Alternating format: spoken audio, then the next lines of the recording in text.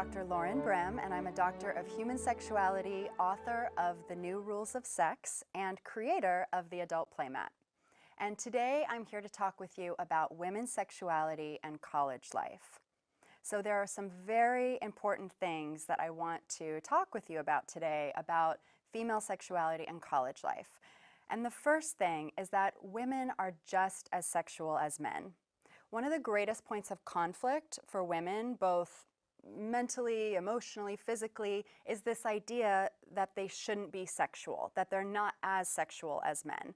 But the truth is that sexuality, desire, libido is not owned by a particular gender or sex. There are lots of different expressions of libido and desire, and we have to discover what we want, how often we want sex, what kind of sex we want, because that's very individual. But if women can come to understand that there's been a double standard around virginity, around sexuality, this is something that they need to overcome to really enjoy their sexual relationships, to pursue the kind of sex they want, the frequency of sex that they want, and to pursue it without shame. So whenever there's shame, there's an inability to communicate, women aren't going to pursue pleasure, they're going to have a lot of internal conflict. So if women can just own that they're just as sexual as men, that the double standard is on its way out, and that we're all individuals and get to decide for ourselves how much sex we want, who we are as a sexual being, this is a really, really important thing to understand as a female in your college years. Another important thing to understand is that women are designed for a wide variety of pleasure. So there's a really big issue that's talked about on college campuses and throughout our sexual life, that men have more pleasure from sex than women. And this comes from many sources. This comes from the suppression of female sexuality, the idea that women aren't sexual and men are. It comes from our lack of sexual education and our lack of understanding and terms for the female body, and particularly her sexual anatomy. So if you look at medical textbooks, for example, in the last 100 years, you'll see that female sexual anatomy is missing from a number of those textbooks. If you look back 100 years, the medical science of the era said that women weren't even sexual at all, and their sexuality was completely dismissed. If they had any sexual desire, it was pathological and they were unhealthy. So I want to point out to you that women are designed not just for a little bit of pleasure, but for lots of pleasure. And this is important to understand, as we'll talk about later, because when we have pleasure with sex, it cancels out any regret. Women that have pleasure with sex don't feel regret about their sexual experiences. It enables them to communicate and ask for what they want and get access to all of the feel-good brain chemistry and all the health benefits of sex. And it also enables them to ask for the kind of sex that they want, because there are a lot of forms of sex that aren't penile vaginal sex or penetrative sex. So a woman might feel pressured to have a particular kind of sex if she doesn't understand the wide variety of pleasure that is available to her. So it's first important, this is my vulva puppet, by the way. So it's important to understand that our entire body is an instrument for sexual pleasure, and it really all starts in the mind. So permission to have fantasies, to self-pleasure on your own, to just see what turns you on in life is really important, and allow yourself to go there, because it's the mind that initiates the lubrication, that initiates the engorgement of the tissues in the body. So the entire body is an erogenous zone, but there are some areas that are particularly sensitive, like the nipples and the breasts, which I don't have a puppet for, but when incorporated, it can help bring a woman to orgasm, and it can increase the engorgement, the filling of blood of all of the genital tissue. So we are more and more familiar today with what's called the external clitoris, which is right here, which is underneath the clitoral hood. And this is wonderful that this is becoming widespread knowledge that women need clitoral stimulation for pleasure, because most women do, and there's a particular type of orgasm that's had here in the external clitoral tissue that often is not had internally. Now, if you aren't desiring penetration, you can still have an orgasm through external genital stimulation. Your labia, both your labia majora and minora, are both innervated, and you can have an orgasm just from this area, from external clitoral stimulation, from rubbing, from touching, from oral pleasure. But if you desire penetrative sex, you also find that this external clitoris extends internally, and what you have are called the vestibular bulbs on either side.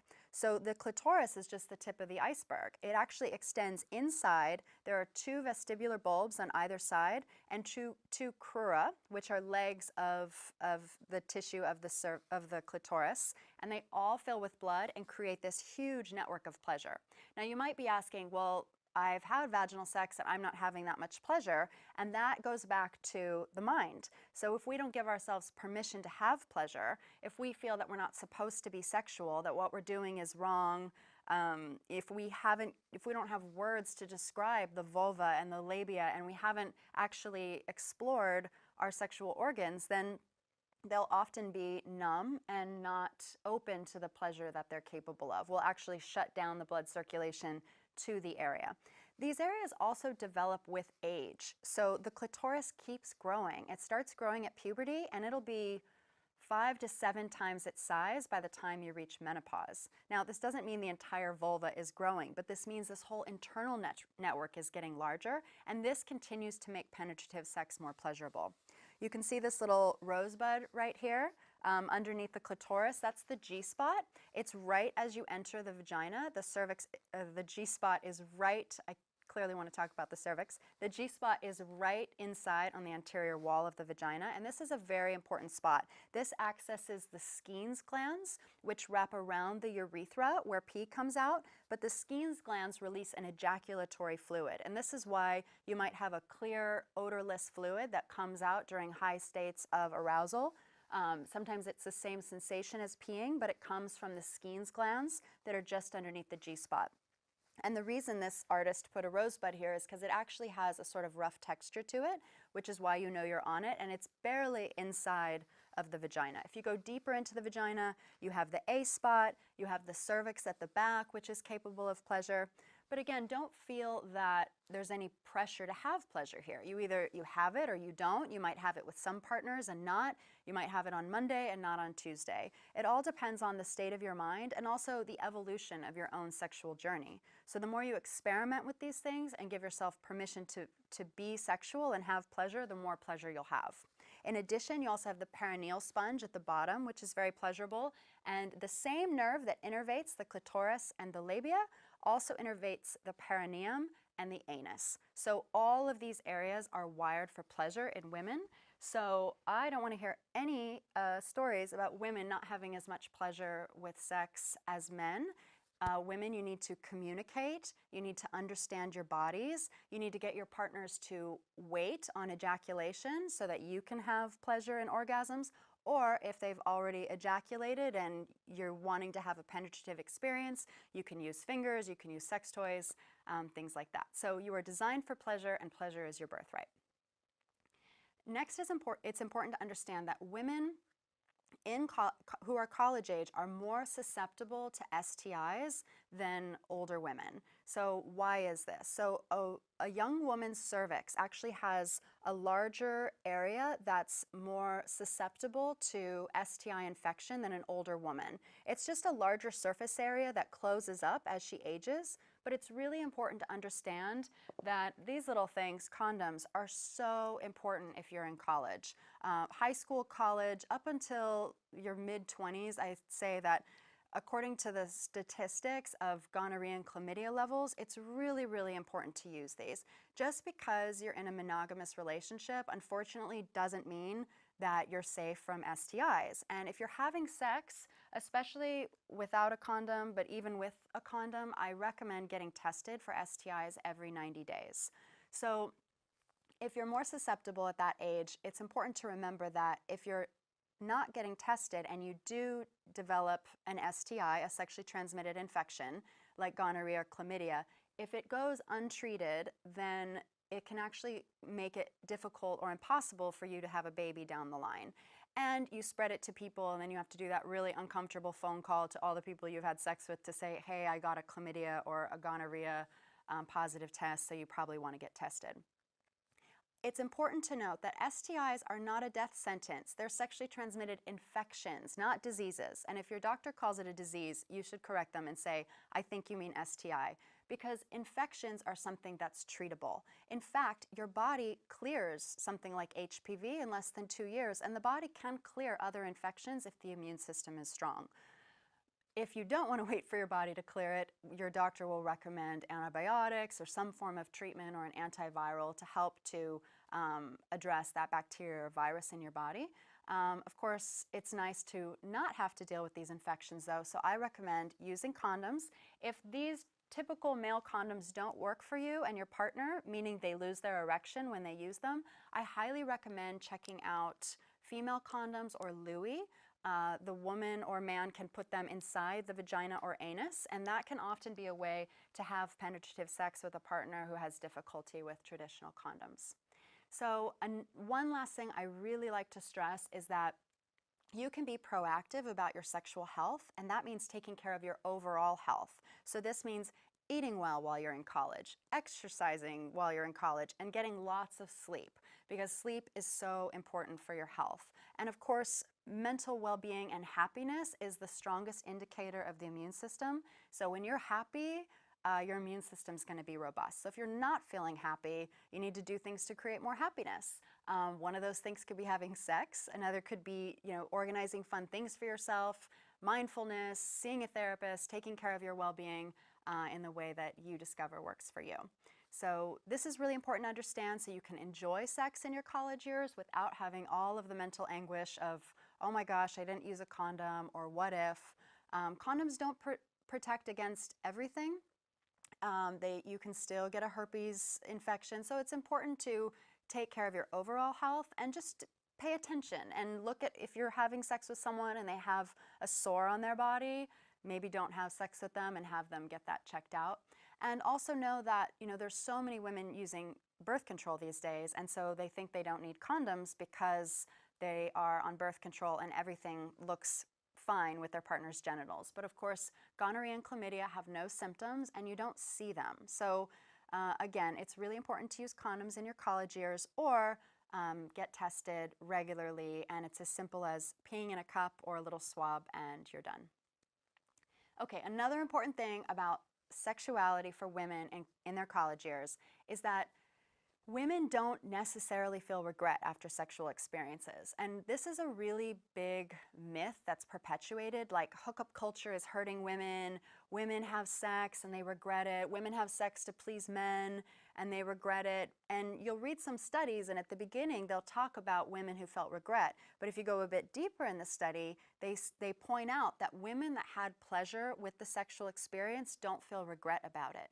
And women that did things that they didn't want to do, they feel regret about it. So if you have sex and there's no pleasure, or you have sex and it's not the kind of sex you want to have, you didn't really want to have it, or you felt pushed to do things you didn't want to do, you will have regret. But that doesn't mean that women regret having sex. Women actually feel great after having sex. Sex improves our mental well-being and improves our health. We sleep better. It supercharges our immunity. It makes us feel more connected. It gives more meaning to life. This is a recent study that found this. So sex actually brings a lot of good feelings, but if we're continually given this narrative that sex makes us feel bad, it sort of links back to the idea that we shouldn't be having it and sex is bad. But the reality is that women need to be empowered to get pleasure from sex.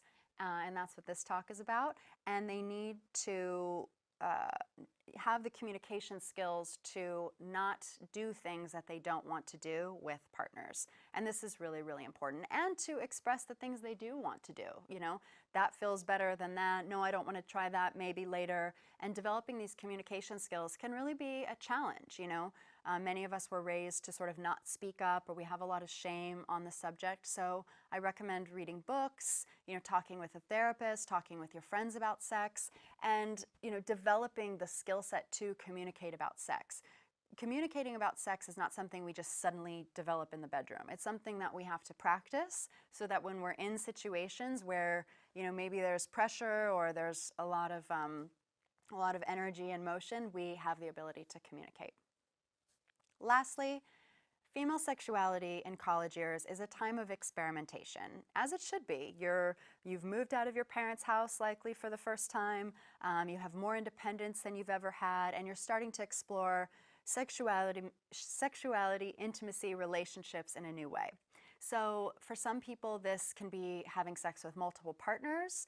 For some, there's a term called heteroflexibility, which means that you can sort of play with the same sex and not lose your heterosexual identity. Or you could, discover things about yourself, your body, what genders you're attracted to, your own sexual orientation that are really empowering for you and that you recognize as an authentic expression of yourself. And this is really important because in order to be our happiest and our healthiest, we need to authentically express who we are in the world. And in order to do that, we need to discover who that is outside the messages we've been given from media and our family about who we should be and what our sexuality and our gender looks like. So open up to this time of experimentation. If you're having a lot of sex, great. If you're not having very much sex, great. Enjoy self-pleasuring and discovery, and practice safe sex, and enjoy the journey. Your sexual journey is going to be going on for the rest of your life. It's not like you're at your peak in college or high school. Your sexuality is going to keep getting richer and more interesting, and you'll be having sex till the day you die, hopefully. So this is just one little part of the journey. Get lots of support, talk to people, and I hope that this talk has helped you feel more excited and have more understanding about female sexuality in college life. Thanks for joining me. My name's Dr. Lauren Brim, and you can learn more about my work at laurenbrim.com. Thanks.